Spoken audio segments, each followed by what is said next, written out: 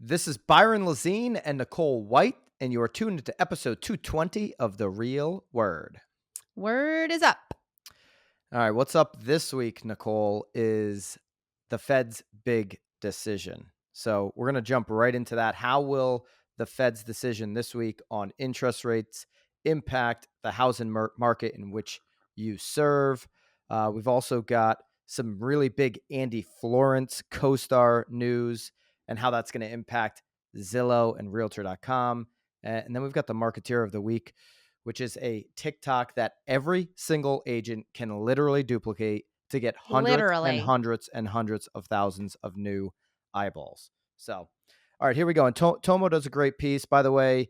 If you want to actually give a mortgage to your clients without them losing their marbles, hit the link below to check out Tomo. They wrote an article. Skylar Olson wrote the article on BAM, Broke Agent Media, this week, titled New Listings and Interest Rate Lock-In, the challenge for the season.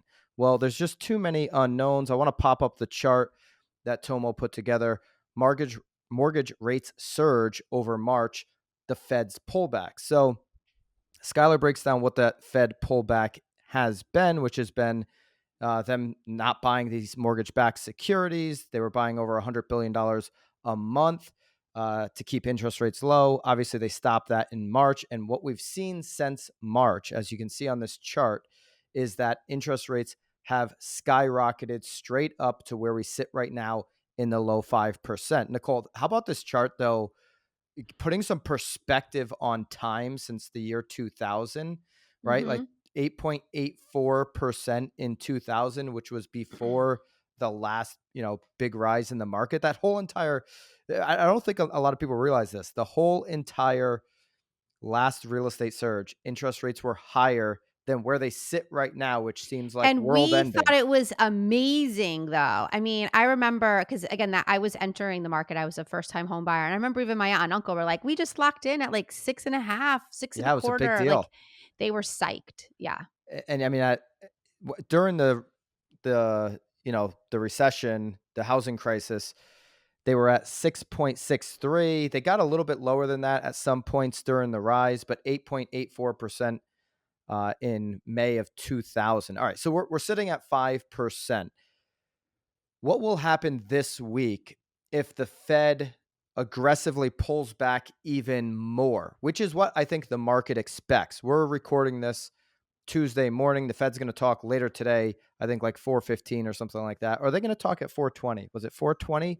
I don't Are think it's they 420. No. are they No. No. channeling their inner Elon on the Are they timing? waiting are they waiting for everyone to be calm?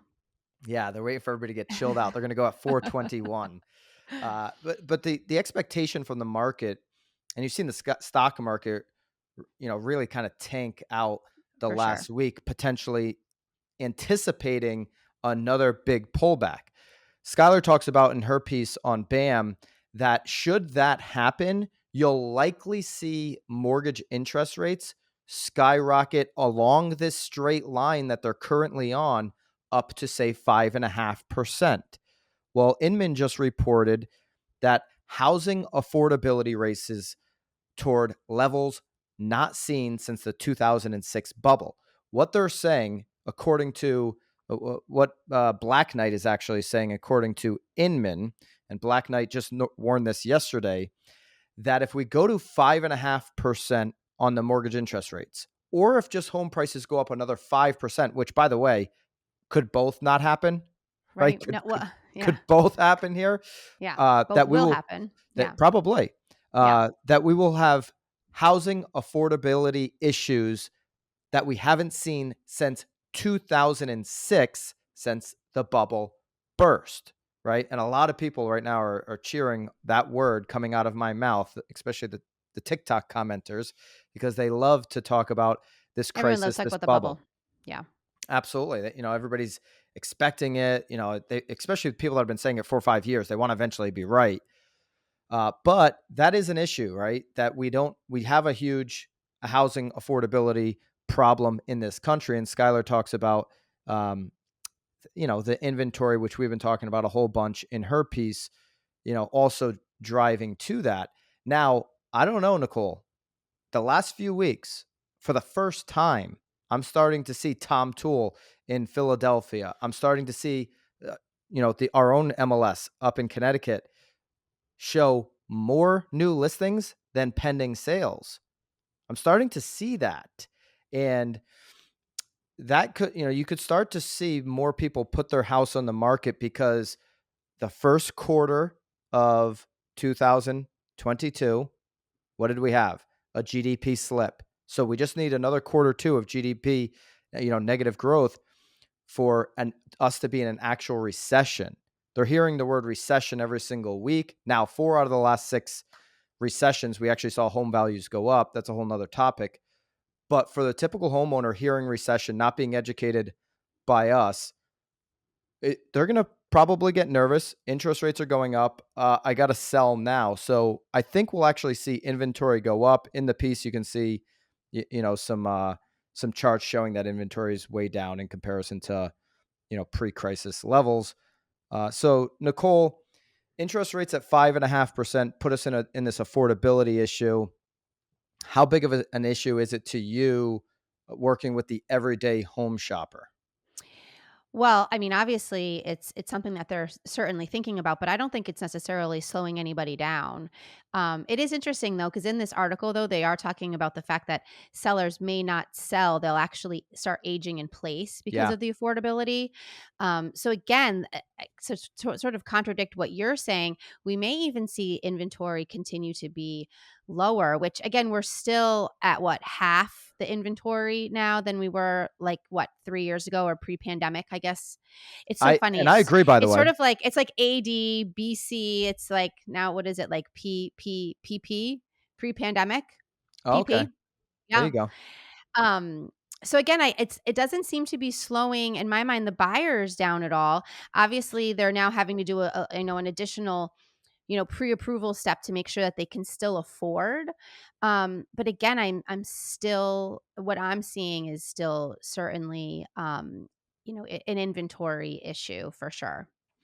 Yeah, and I'm just referencing the last really few weeks. In the comments, what are you seeing in your local market? Love to know. Like, say the market, and are you seeing new listings outpace pendings? It just started happening. I've been talking about this, like this Cold War theory that I have, that to your point, Skylar's point in the BAM article, that we will see like kind of this freeze out because Freeze, yeah. why wouldn't you want to just sit in your house and wait this thing out if you're sitting Right. at a low interest rate?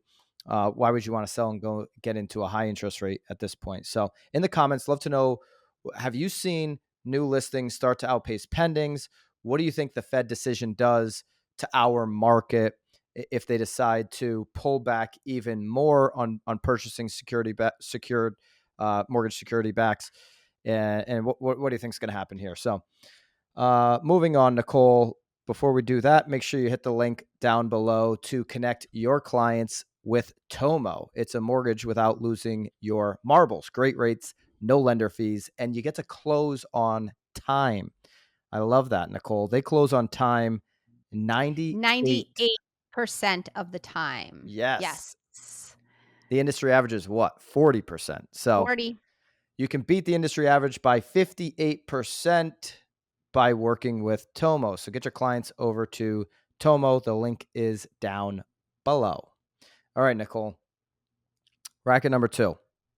CoStar is coming.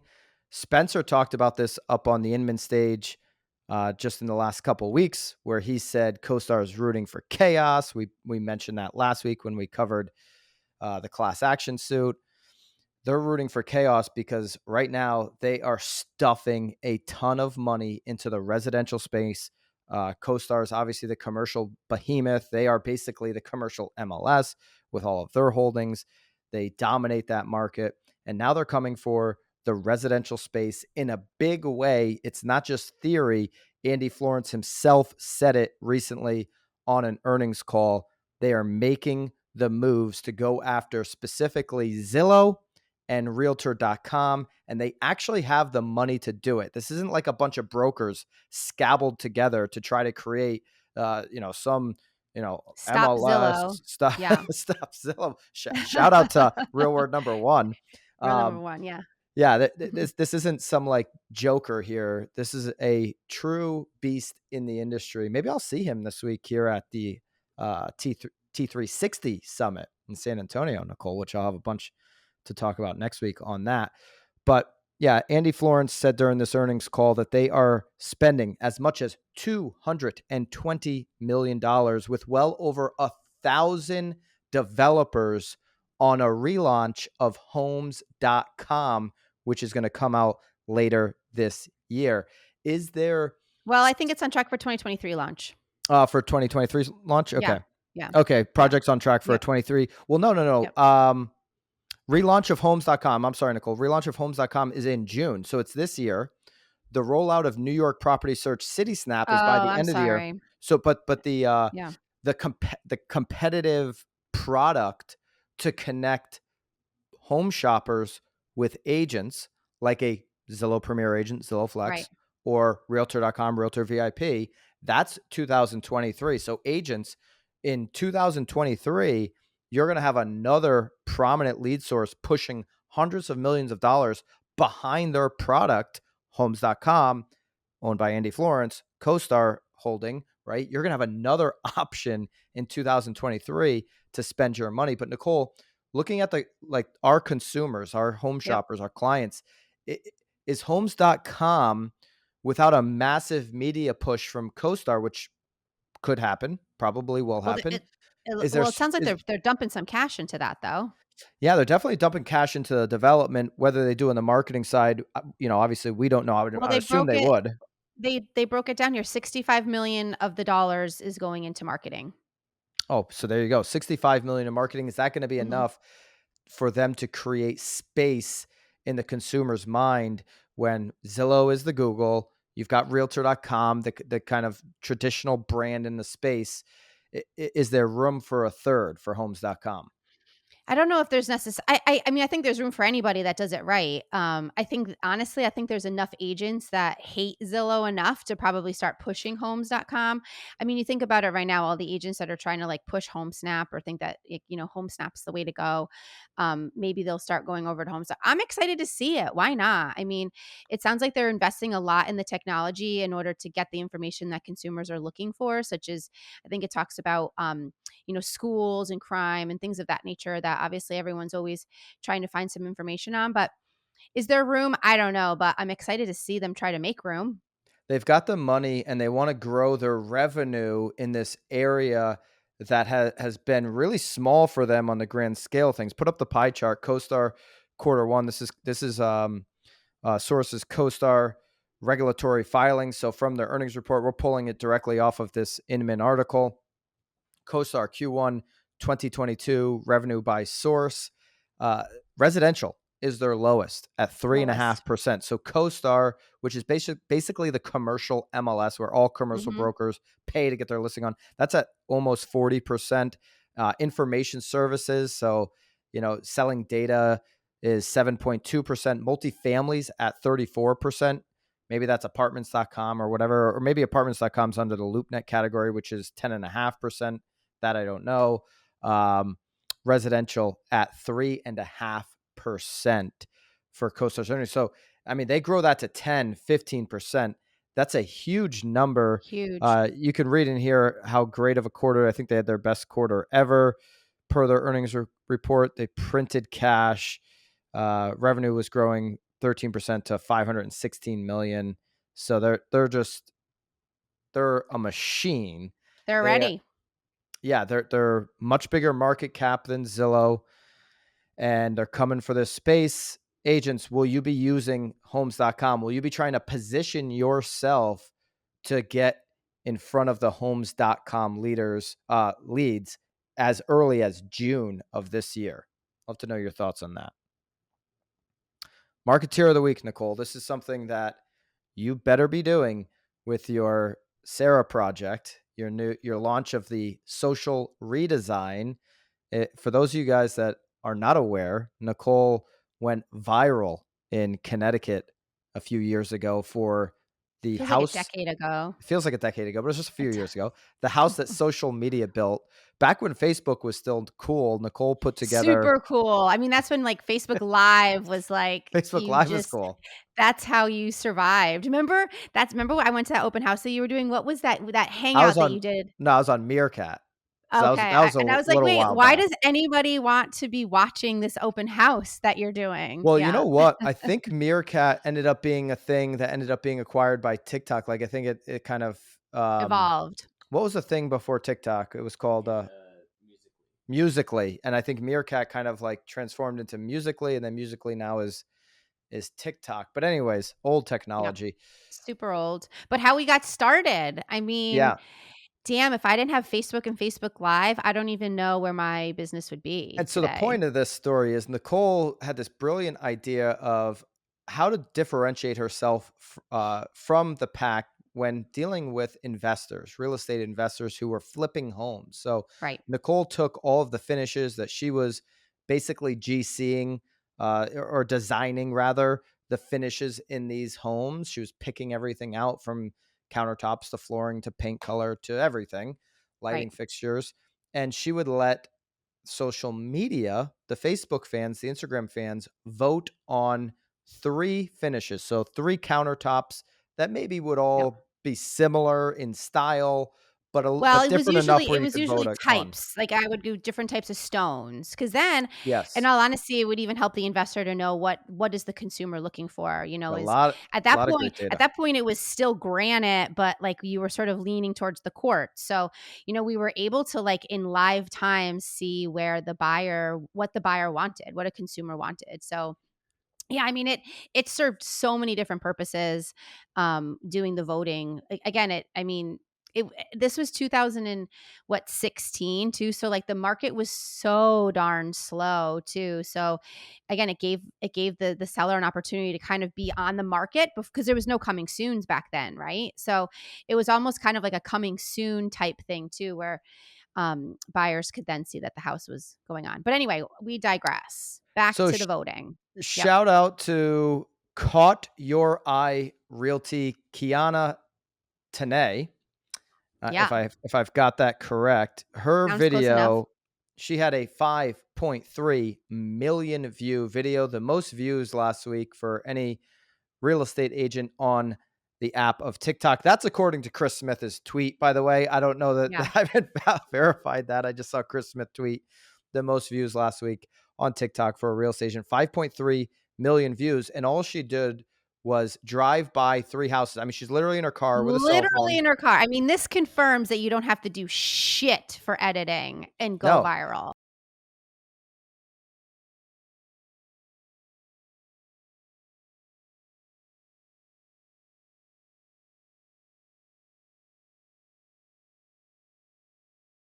no Yeah. editing. She used in TikTok app, text. If Yep. you had to choose question mark, and then in the copy of the TikTok post, which home would you choose? House one, Yeah. two, or And three? she literally was just driving down the road. So it wasn't even like she was in 3 different neighborhoods, 3 different Yep. No, they were towns. side by They side. were they were all neighbors. She They videoed the neighbors. this looked like Yeah. new construction. They were nice homes. They were nice homes for sure. Beautiful homes. She, she, Yes. she used four hashtags: viral, which has probably got 70 billion uploads to that hashtag, dream home, realtor, and move with Tommy. I don't know what Tommy is because her last name is Tanay, Tanay. Anyways, Caught Your Eye Realty is her handle. She generated over 5 million views. She had almost 700,000 hearts, 30,000 comments.